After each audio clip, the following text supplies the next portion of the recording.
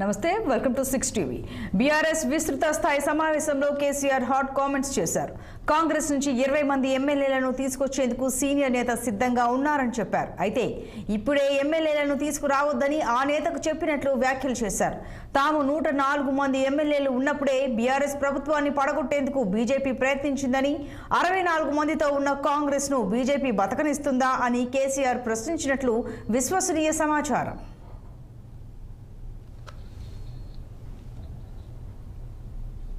మరింత సమాచారం మా పొలిటికల్ బ్యూరో చీఫ్ రామ్ అందిస్తారు. రామ్, చెప్పండి. కేసీఆర్ కొన్ని హాట్ కామెంట్స్ చేసినట్టుగా తెలుస్తుంది. ఇటు కాంగ్రెస్ అలాగే అటు బీజేపీ పైన కూడా ఆయన కొన్ని హాట్ కామెంట్స్ చేశారు. అసలు వివరాలు ఏంటి? ఏ సందర్భంలో ఇలా చేయాల్సి వచ్చింది? సంతోష్, ఇవాళ తెలంగాణ భవన్ లో మాజీ ముఖ్యమంత్రి పార్టీ అధినేత కేసీఆర్ అధ్యక్షతన కీలక సమావేశం జరిగింది.